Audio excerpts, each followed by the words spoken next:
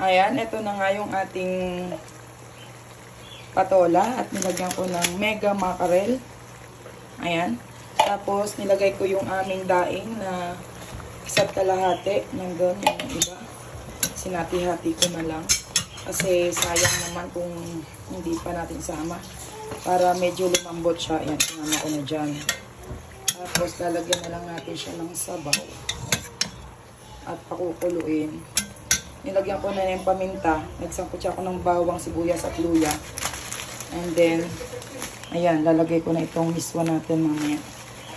2 miswa. Ayan. Lagyan na natin ng sabaw. Ayan. Lagyan na natin ng sabaw. Ito ay mainit na, hot water na. Kaya mabilis na lang itong kumulo. Ayan. Damihan natin ng sabaw. Siyempre, as usual, sabaw is life ng mga anak ko. Ayan. Hanggang bukas na namin ng umaga yan, sigurado. Lalagay ko na lang yan. Siguradong sarapan mamaya. Ayan. At parang kailangan ko yata isa lang ang ilagay na miswa. Hindi dalawa yan. Hinati ko na lang. And then, parang isa lang yata ang kailangan ko pala. Hindi ko na kailangan dalaway ng miswa. Isa lang yata ay okay na. Ayan, tapos maluluto na yan. Lalasahan ko na lang. Ilagyan ko na rin ito ng patis. Diba? Mabilis lang itong maluto. Tapos fresh na fresh pa yung patola na yan. Itas lang kanina. Manamis-namis pa yan.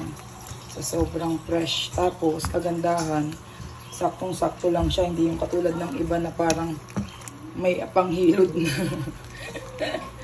Ito talagang murang-mura pa. Ayan, tikman natin kung okay ba yung lasa. Kung okay na yung lasa niya kasi sana nga lang sinama ko yung miswa.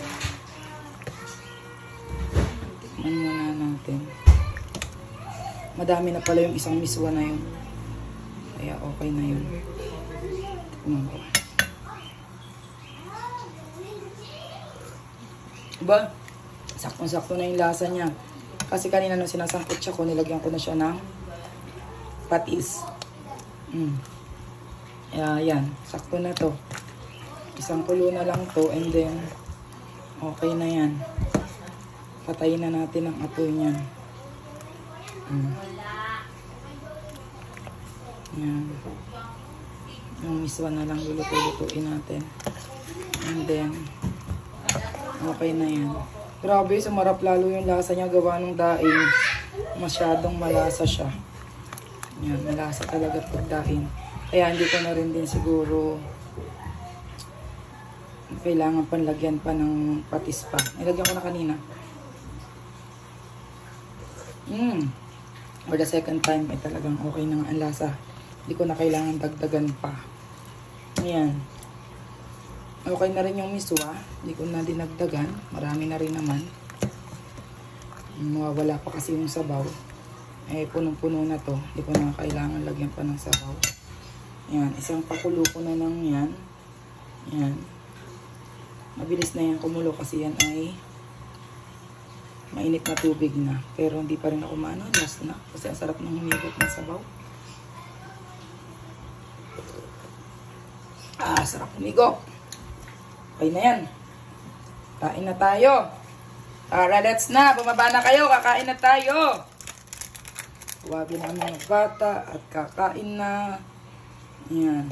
Hayaan kong takpan at isang kulo niyan. Ayan o, nagkukulo naman ha. Hot water. Kuluan muna natin ng kaunti. At tayo na, kain na tayo. Okay, ayan. Diba? Ito na yan. Tara na, kain na. Maghahain na tayo. Sarap. Bye!